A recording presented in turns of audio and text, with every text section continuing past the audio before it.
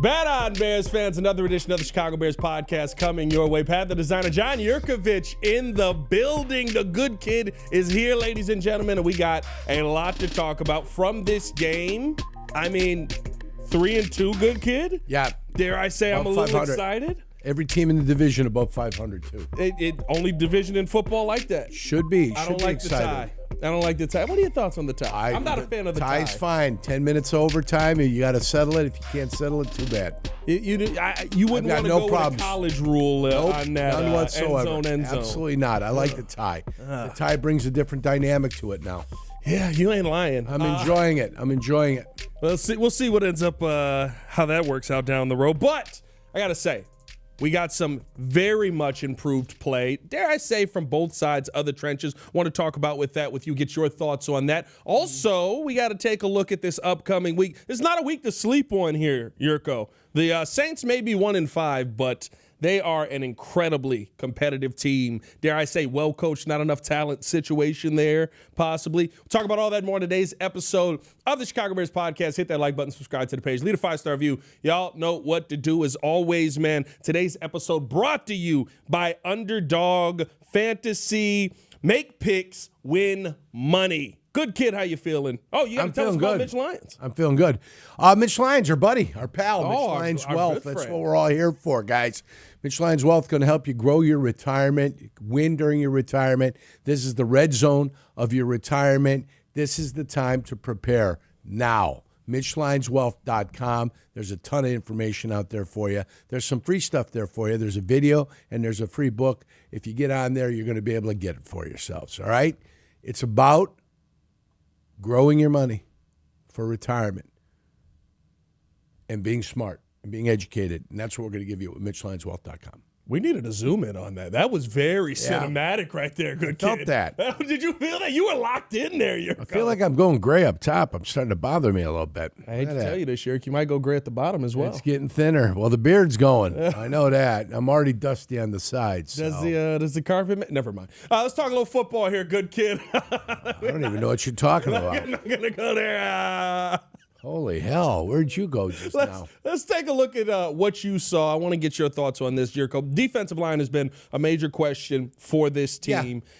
Yeah. The defense still seems to be creating turnovers with the defensive line having a lot of up and down play. I thought in this game you saw one of the better performances from the line overall, slowing down a rushing team that was the best running team in football coming into this game. And on top of that, seeing Montez Sweat get involved with a couple of tip passes, creating a turnover with the forced fumble. What was your assessment of the trenches on the defensive side in this game? I think both sides played better, but specifically on the defense, there's still not enough pressure on the quarterback. That's bothersome. Yeah. One of the fumbles was just kind of mishandled in the defensive backfield, and we'll take it. It was a gift. You'll take it. Otherwise, you got the interception. You got the other thing. I thought they played solid. They shut down Bill, which is fine, which is what you want. They tackled well. The quarterback had some success running, but, sometimes you can't really do much about that. But I thought handling their running game specifically, they did a wonderful job. They had some drops. The other team had some drops, which you'll take, and maybe some missed throws. Not a problem. So the defense, you're in desperation mode as far as your defense goes. You've got to do anything you can to go ahead and stop them from being able to run the ball. And I thought they did. I think they got better play. They rotated. I don't know if you saw, but everybody was in there. Stewart was 100%. In there. Williams was in there. Ford was in there. Well, I bet you Noah Sewell, which is Ford, wasn't in there. You had a friendly fire incident there where Ford hit Sewell. Hopefully Sewell is okay. That was insane. Open your eyes. When you hit somebody, open your eyes. Don't go in there with your eyes closed. You had 4 other players that were Chicago Bears there, and they had one guy that was the opposing team's player. He hit 3 of our guys and barely put a paw on the other, on the running back. So you got to be smart when you go into a pile. If you're going to put the wallop on somebody, make sure you're putting a wallop on the other team. But I thought they had a big rotation going. Jervin Dexter had a sack and a half. Yep. Which is nice to see. Dom Robb got in on one, I believe, as well. He got in on a half a sack. Half a sack, yeah. He got in a half sack, which was nice. Sweat and Billings looked like they got a nice pass rush. They took each other out. Billings took out Sweat. Yeah. One of the two was going to get the sack. All of a sudden, nobody had the sack. They sawed each other in half, and it was over. So I thought the defensive line played well enough to win. I think there's a lot better play in that defensive line, so we're only starting to get to where they might be able to be. I thought the offensive line played remarkably well. I think the offensive side of the football did very well. What is the, looking at that defensive line, what is the key to getting from you're almost there to getting home? Thought we saw a couple of those with Andrew Billings where he won his one-on-one matchup, got in the face of the quarterback, got in the face of the running back in the backfield. Yeah. Doesn't have the agility maybe to keep up with those guys and gets mixed up in there, right? At 340. Yeah. You're not expecting him to have a ton of that. I thought Montez Sweat was close to a sack a couple of times, doesn't end up getting that. How do you go from we're right there to get it? Now, listen, I don't mind if you don't get sacks as long as you get the consistent pressure. Right. So the pressure is more important than the sacks, but the sacks ultimately are the culmination of what you want to do. So Brisker got through there one time. Yep. Had him wrapped up. Let him go. You know, that's what you can't have. You know, two guys going to the quarterback, they saw each other in half. It's unfortunate, but it's going to happen every once in a while. You know, that happens. 340 can't get out the way. Perfect scenario in the Miami game. The one kid breaks through at the end of the game. He's got Herbert. Herbert switches the ball right to left, back from left to the right. The guy's got him, falls off of him, gets back up, tried to get him. By that time, the ball's gone, and he's gotten rid of it, and it's already going down the football field. When you have him in your arms and then you don't bring him down, that's the frustrating part. Mm-hmm. So what do? You finish the tackle. You don't lose your feet. You stay on him. You drive him into the ground, you know, whatever you have to do. As long as you don't go on top of him, drive him into the ground. You drive him into the ground, take him to the ground, fall off of him right before the end, and they won't call you for a penalty on it. So you just got to finish plays. Yeah. That's all you have to do. And let's face it, Billingsley, my guy, on the running play when he got through there scot-free. There's nothing much you can do on that. Unless somebody else is in there to corral him. Yeah. The minute he starts to, you gave him one move, he went one way and then the other way. And then Billingsley did look like he was picking his feet out of quicksand. That was a bill-on-bill crime right there. Yeah. I was concerned. Is that a situation where if you're the guy that breaks through, you're looking around like, where are the rest of you? Well, like I stopped him in his tracks. He had to make a decision. So what you hope to do as a defensive lineman, you make the guy stutter a little bit. Uh-huh. And if he stutters, then the rest of the guys should be there to help get him. The fact that they weren't, then he continued moving on. You got to get rid of blocks. The straightest distance between 2 points is an unencumbered straight line. Yeah. As long as you've got somebody on you, it's going to be a problem for you to get to go where you want to go. Right. So that's the ESD system. Engage, separate, discard. So we're missing the discard portion of that. You got to discard the guy. You got to get rid of the guy, and then you got to be able to float the ball. When you look at the defensive line right now, do you feel like we have the pieces in place that can develop? Doesn't matter. These are the pieces you have.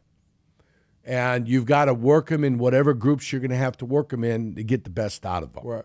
You know, are they good enough? They're going to be good enough. They're on the NFL roster. They've got no choice but to be good enough. So this is the group that's got to get it done. That's it, period. And hopefully they develop with each other moves. They get comfortable with each other. Right, the calls you know the calls that you make, Dennis Allen, utilize the strength of the individuals you have. Do you have to give D-lines the same kind of time like the O-line? Like it feels like the O-line's starting to gel here. No. Defensive line usually is the work of you can have one guy make a great play and the rest of everybody looks good. One guy makes a great play. In offensive lines, one guy breaks down of the five, you look terrible. Yeah. So all five need to be working in cohesion for things to work for the offensive line. In the defensive line, you can have one guy every single play make an outstanding play, and everybody looks like they're fantastic. So, no, they don't get that long of a time. It's why the defense is always ahead of the offense in training camp. Because the defense, even though you play team defense, a great individual play can make the defense look fantastic. Right. You know, Brisker being in the right spot with the interception. Now everybody looks like they're doing fantastic. Why? Because they got a red zone interception, you know? Great. Brisker was in there. He saw it. He started undercutting it. The ball ended up coming, threw it directly to him. So he undercut the play, made a great play that way. Throws the ball high, throws it down the seam. Brisker's trying to undercut it. He can't get to it. They end up scoring a touchdown. One guy blew the play. The rest of the guys were doing their job. Yeah. One guy blew the play, and then all of a sudden, boom, they're bad. But, yeah, on the defensive line, no, that's why defense is ahead, because individual plays usually are a great advantage for the offense. Now, the offense looks great. You throw the ball into the flat to DeAndre Swift. DeAndre Swift makes a guy miss, and he's going 55 yards for a touchdown. Right. The one guy makes the play. Now the offense looks great, yeah. And they had a defender there, and they had it covered, but they ended up knocking each other off, and the guy that was there to make the play missed. A lot of friendly fire in there. Now the defense looks terrible. Yeah. Well, you get caught up in the wash. Sometimes that happens to the Bears. They end up getting caught up in the wash. You don't want to be caught in the wash. Yeah. And the wash is when a linebacker's got to make a play, and most of the time, like the backside backer's got front side A or he's got backside B. And if he gets too close and there's a cutback and he tries to move, he gets caught in the wash. So nobody had to block him, but he got caught in the wash. Right. You saw a lot of guys getting caught in the wash when Darnell Wright was going out there in the perimeter, and guys were bumping into each other. It looked like he's blocking two players. A guy doesn't have it. I see that a couple of times, and he ends up taking them both out. They don't have it right. Yeah. One guy has got outside support. He's the guy on the outside. The other guy has to come from the inside. Right. Two guys on the outside don't help you. He just walls you off, and then all of a sudden there goes the running back. So the Bears got a little bit of an advantage with guys. They had two guys in the same gap, and you can't have that. That'll cause problems. What's your assessment of what this defense is right now? I believe they're second in the NFL in takeaways. Would you say that this is a good defense? Would you say that this is a up-and-coming defense, or still a defense that's getting lucky with some of these turnovers, but still needs a lot of help? I think it's a defense that's trying to find its health. I think it's a defense that has been missing people and has been doing it in a makeshift way. I think that some of the players that are usually backup players have had to step up and become, some primetime players. Yeah. So I think it's a team searching for its health. I think it's slowly but surely it's getting there. You don't want to lose Sewell, but now you have. Right. So it'll be interesting how much nickel they play. They get Gordon in there, especially if they go to 11 for the New Orleans Saints. Right. So it'll be interesting how much nickel and how much they actually miss Sewell. Because you'll play Edwards and you'll play Edmonds in their nickel defense. So, that's the way it's going to have to work as you move forward. So I think the defense is working themselves into becoming more of a competent unit. Yeah. But a lot of that's because of the health of the squad getting back to being healthy. So we'll see. Hopefully they can get there. Are the turnovers that we're seeing without the consistent pressure that you've talked about something that's sustainable in your mind? Well, I mean, so it's all with, like, Washington had a couple chances at interceptions, and they missed both, the two interceptions that were thrown directly to them. Right. So it's if you had 8 opportunities to intercept the ball and you intercepted the ball 8 times, then you're working on your maximum efficiency. And that's, I think, all you can ask for a defense is if every opportunity you have to make an interception, get a hand on the ball, you make the play, then you're operating at a good efficiency. If you've had 14 chances to make interceptions and you only have 8 interceptions, then you're asking yourself, hey, if we're more efficient, we could really be on top of this thing and we could be fantastic. Not only that, the team that has 14 opportunities to make 8 interceptions will be a team that's probably going to have more chances to get interceptions because they're getting a lot of chances on the ball. The team that's 8 for 8 is going to have to play perfect football for them to be able to sustain whatever they've got going on. Bears are creating those opportunities for themselves in your mind. Yeah. Love to hear it. Love to see it. I like where this defense is trending towards. I agree with you, though. They're playing some bad football teams, so hopefully they can keep trending in that direction. Yeah. You got the Saints. I don't know what the Giants are right now. Yeah, but they were embarrassed against the Raiders.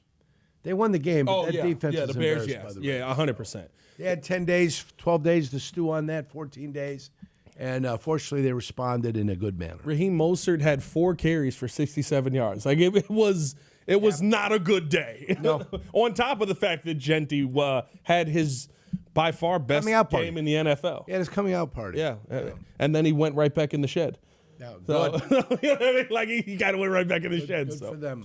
We're going to keep this thing moving along. Hit that like button, subscribe to the page, leave a 5-star review. Y'all know what to do. We are going to talk about this Chicago Bears offensive line here in a second. But first, we do want to tell you guys, as always, this podcast is brought to you by the Advantage Dealer Group. Find your next Chevy, Toyota, or Acura in under 60 minutes, or they'll make your first car payment. Also brought to you by the Hard Rock Casino in northern Indiana. Las Vegas-style gaming, just 30 minutes from Soldier Field, exit 6, I-80, 94. And, Jurk, we got to play a little game with Underdog here. Underdog, a new sponsor on the podcast. Welcome aboard. Kid. And we are putting together a show parlay for this Sunday's game versus the New Orleans Saints. I need you to Bears pick parlay. a little Bears parlay action. We're going to get one from you, one from Courtney, one from J-Mac throughout the week. We'll put that thing together, see if we can win some money for the people out there. I need you to pick one player. Let's get a look at I'll do a Rome Odunze touchdown. a Rome Odunze tutty. Rome Odunze Anytime touchdown. tutty, or you want to pick a quarter out? No, anytime tutty. Anytime tutty for Rome Odunze, anytime tutty is what I'm going to go with then.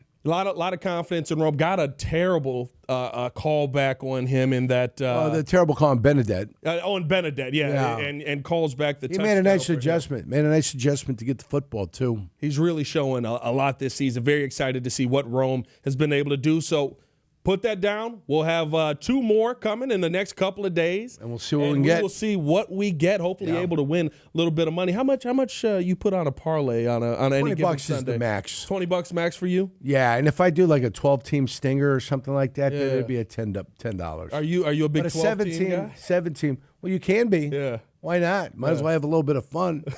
I had a friend of mine hit a 17-teamer.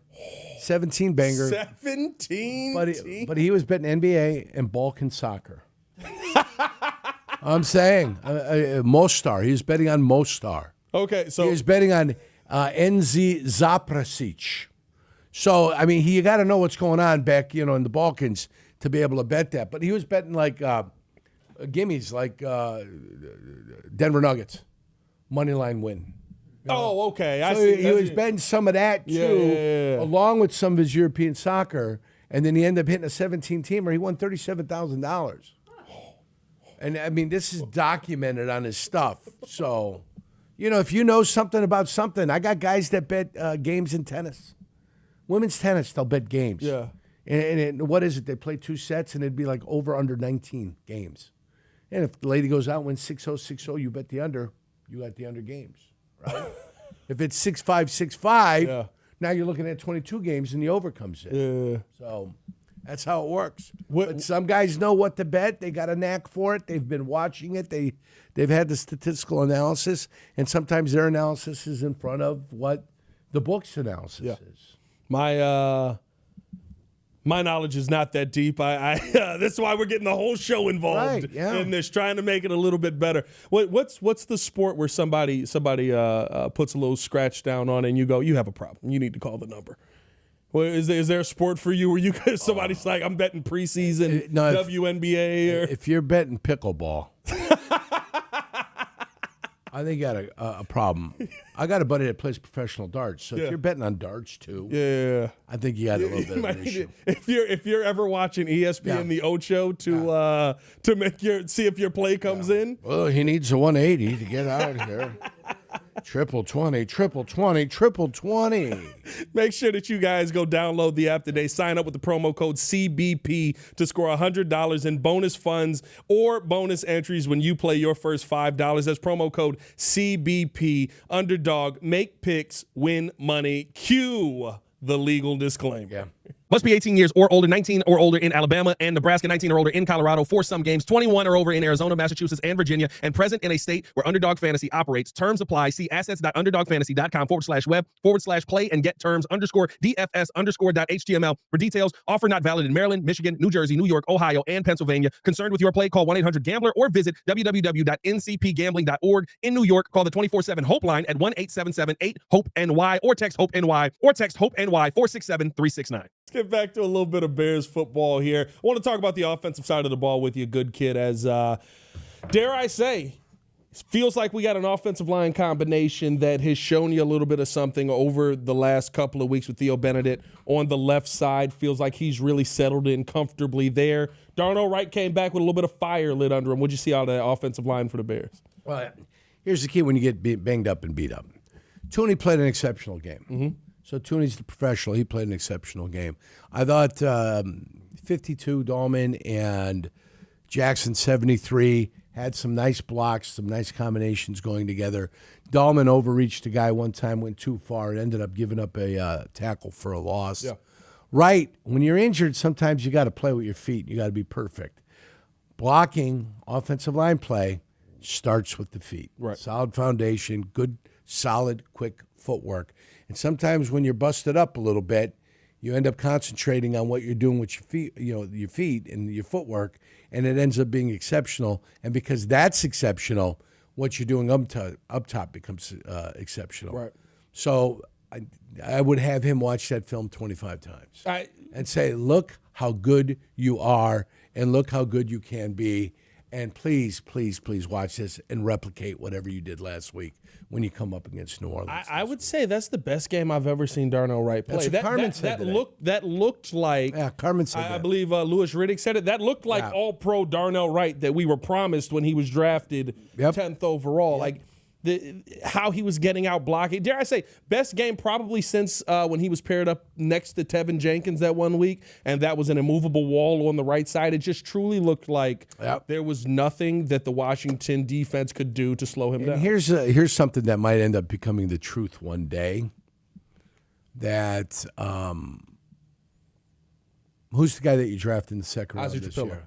Trapillo becomes your right tackle, and Darnell Wright becomes your right guard. Now, that would be a formidable – I mean, listen, Larry Allen started as a guard. Yeah. And when I see Darnell Wright, I see the physical build of Larry Allen. Now, later on, Larry Allen became a tackle, but he could always play guard for you if you had to. So imagine that. Dahlman, Darnell Wright, Trapillo. Yeah. You only got 2 years left on Jackson's contract this year and next year. You shift him down. Then you still have Tooney. I don't know how long Tooney's going to stay. And then either Benedette or somebody that you end up drafting. But Benedette came in and was solid. Yeah. Solid. So all I'm looking for there is somebody that's better than Braxton, right? 100%. And he looks to be better than Braxton. So that's all I'm looking for. A guy that's like if your OPS plus is 100, is the average player. I need somebody that's just like 107. 108. And I think that's what Benedict gives you. Somebody that's just a little bit above an average left tackle. And that's all I need right now. Yeah. And that's the kind of performance you got, which is fine. Not a problem. Offensive line played well. Come together, play better. They handled stunts. They handled a bunch of different things. It's fine. Keep doing it over and over and over again. And it does take them longer to become a cohesive group than it does the D-line. So now that we're 6 weeks in, hopefully good things start to happen. It'll be 7 weeks in this week. Was that a situation you think of you're only as good as your weakest link? Because it feels like with Benedette in there at that left side, all of a sudden you could run to the left side more confidently. Like it felt like the cohesion in the unit was there that we've been looking for. Well, that's a true statement. That's why it's an adage. The chain being as strong as its weakest link. The problem was that your middle three guys were some of your weak links also for a while. And I think they've kind of figured it out between themselves. And then Benedict just is a guy that came in, and he gets the benefit off of their figure. He's a calming influence. Yeah. That's what I would call him. If Braxton Jones, it was chaotic and it was noisy around him and boom, boom, boom, Benedict's come in, it's quiet. It's just quiet, a quiet calmness of just getting the job done. So I think that kind of added to it, that clarity and that ability to be able to play has kind of settled everything down. So that was a good thing for him.